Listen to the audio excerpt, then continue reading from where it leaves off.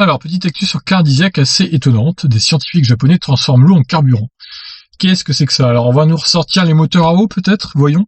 Encore en retard technologiquement par rapport aux voitures électriques, les motos électriques restent très minoritaires sur le marché malgré une évolution constante de leur vente. Des chiffres qui pourraient être boostés dans un avenir plus ou moins proche par le développement d'une nouvelle technologie mise au point par des scientifiques japonais, une pile à hydrogène alimentée par de l'eau et de la lumière. Oh là, il y a le mot hydrogène, attention. Attention, on va avoir les fans d'hydrogène qui vont se ramener là. Même si les constructeurs sont de plus en plus concernés par le marché de la moto électrique et que de nombreux véhicules sont en cours de développement, la technologie actuelle pose des limites d'autonomie toujours rédhibitoires pour de nombreux clients potentiels. Moins coûteux et moins polluants à l'usage, les véhicules électriques posent tout de même question quant à la pollution engendrée par leur production et les métaux rares qu'ils embarquent. Certains sont aussi nocifs pour l'environnement lors de l'extraction que les moteurs à combustion interne le sont dans leur vie entière, de quoi relativiser leur impact total sur la planète.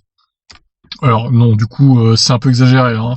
On a déjà vu plusieurs fois que sur la durée de vie totale d'une thermique, une voiture électrique polluera moins, même quel que soit le pays d'ailleurs, et encore plus en France, vu que c'est une énergie électrique un peu plus propre qu'ailleurs. Alors, encore plus répandue, une technologie pourrait bouleverser les codes. La pile à hydrogène. Une équipe de scientifiques japonais vient en effet de créer un cristal qui produit de l'hydrogène par électrolyse de l'eau et de la lumière. Une pile à combustible est composée d'une anode, d'une cathode et d'une membrane électrolytique, pas facile à dire. Une pile à combustible typique fonctionne en faisant passer de l'hydrogène à travers l'anode d'une pile à combustible et de l'oxygène à travers le cathode. Ouah, j'ai déjà mal à la tête. Au sein de l'anode, un catalyseur divise les molécules d'hydrogène en électrons et protons. Les protons traversent la membrane électrolytique poreuse, tandis que les électrons sont dirigés vers un circuit fermé, générant un courant électrique et un excès de chaleur. C'est bien compliqué, il faut avoir bac plus 10 pour comprendre tout ça. Dans la cathode, les protons et les électrons et l'oxygène se combinent pour produire des molécules d'eau. Comme il n'y a pas de pièces mobiles, les piles à combustible fonctionnent en silence et sont très fiables et durables. Aujourd'hui, les plus gros points de choppement dans l'utilisation générale des piles à combustible à l'hydrogène sont la production et le stockage du carburant qu'ils utilisent. En effet, le processus de fabrication de l'hydrogène est énergivore, coûteux et complexe.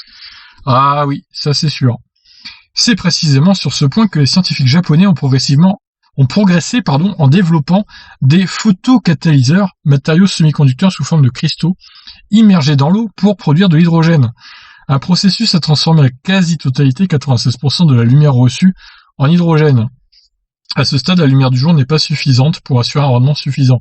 C'est sur ce point que les chercheurs doivent concentrer leurs efforts. Alors c'est pas mal, j'ai pas tout compris, mais l'idée me paraît pas mal. Les piles à hydrogène sont souvent considérées comme la seule véritable alternative propre aux batteries lithium conventionnelles. Permettront-elles de demain de rouler en faisant un plein d'eau? Il faudra encore quelques découvertes d'ici là. Alors ok, c'est intéressant ce qu'ils ont découvert là, mais bon, ne criez pas victoire trop vite, les moteurs à eau, c'est pas encore pour maintenant, et à mon avis ça ne sera jamais, il doit y avoir pas mal d'embûches encore pour que ce soit vraiment au point leur truc. Mais bon, l'idée de base est pas mal. Donc à voir s'ils vont réussir à faire en sorte que la lumière du jour transforme la totalité, se transforme en totalité en hydrogène. Bon, c'est un peu nébuleux quand même, j'ai pas tout compris. Donc si vous pouvez résumer dans les commentaires ce qu'ils ont fait exactement, parce que moi j'ai un peu de mal à comprendre là. C'est pas simple à comprendre cette histoire. En tout cas, ça a l'air pas mal sur le papier. Bon, on verra bien, je vous tiendrai au courant s'il y a des nouveautés là-dessus en tout cas. Je vous laisse réagir. Ciao ciao.